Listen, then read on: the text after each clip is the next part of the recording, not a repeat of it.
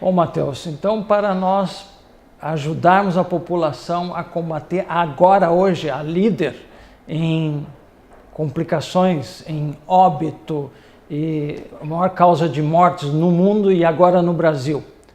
Falamos da hipertensão, você falou um pouco no tabagismo.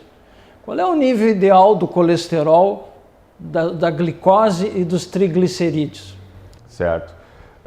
Na verdade, essa resposta talvez não exista, né? Assim como uma resposta pronta.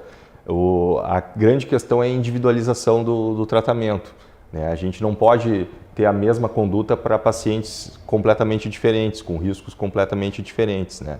Então a gente tem que tratar aquele paciente que quer fazer uma prevenção pura de uma maneira e aquele paciente que já teve doença, que já está fazendo, na verdade, uma prevenção secundária ou terciária, que a gente chama na medicina, que é que ele já teve a doença e está tentando minimizar os danos da doença ou evitar que ele tenha um novo infarto, uma nova isquemia cerebral, a gente vai ter que tratar ele de maneira diferente, muito mais rigorosa, né? Então, em relação, por exemplo, o colesterol, né?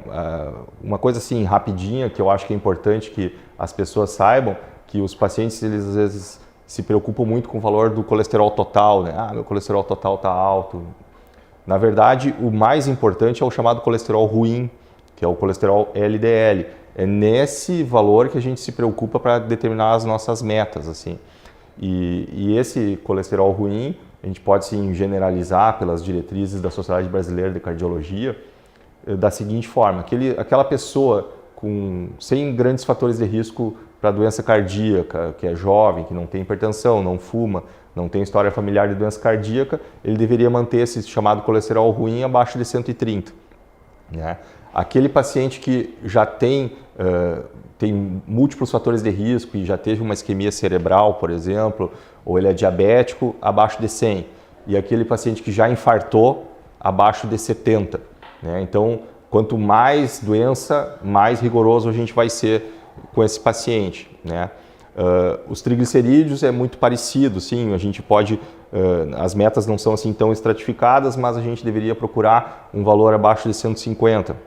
E a glicose, a glicose volta a ser um pouquinho mais complexa a conversa sobre a glicose, que nós temos assim um valor normal, que é uma glicose abaixo de 100, um valor muito ruim, digamos assim, que é o diabético, que é acima de 126, e tem aquela zona cinzenta, que é aquele indivíduo que está entre o normal e o diabético, entre 100 e 126. Ele não é normal mais, ele já tem uma glicose elevada, mas ele também não é diabético ainda.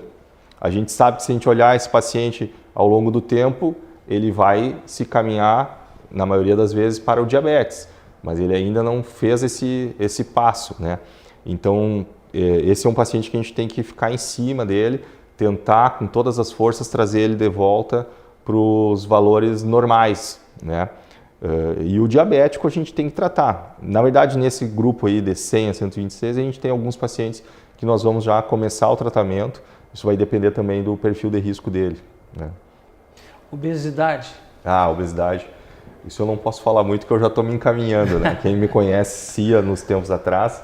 Esse é um problema muito grande, porque a obesidade em si, ela é um fator de risco isoladamente para doença cardíaca, mas ela vem com todas essas coisas, a parceria, a turma toda, a quadrilha toda, né? A obesidade vem junto com a hipertensão, a obesidade vem junto com o colesterol alto, ela facilita os triglicerídeos subirem, a glicose subir, a tal da síndrome metabólica, né? Principalmente, o principal problema é a obesidade visceral, né? Essa foi até a minha tese de doutorado foi sobre isso, foi sobre a relação da gordura visceral com a doença coronariana, né? E o resultado foi esse, que os pacientes que tinham, eu medi a gordura no fígado, né?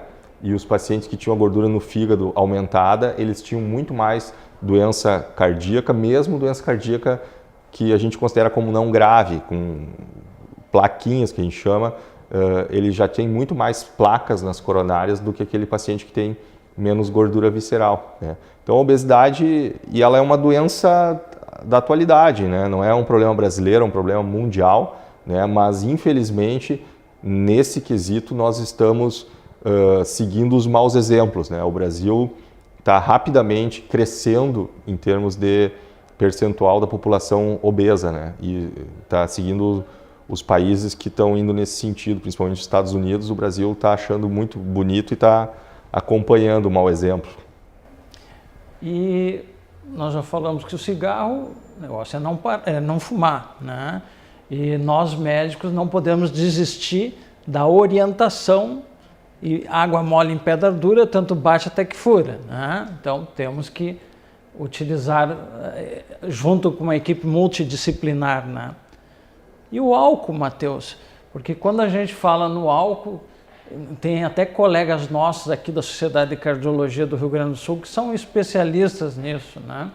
No INCOR, onde você passou, teve uma época que alguns professores renomados, que até apareceram no Globo Repórter, falando sobre o álcool e seus benefícios no aparelho cardiovascular. E até no suco de uva, uma época, se falou muito. Então eu vou deixar depois desse intervalo, te perguntar, o álcool ele vai nos trazer benefício ou não?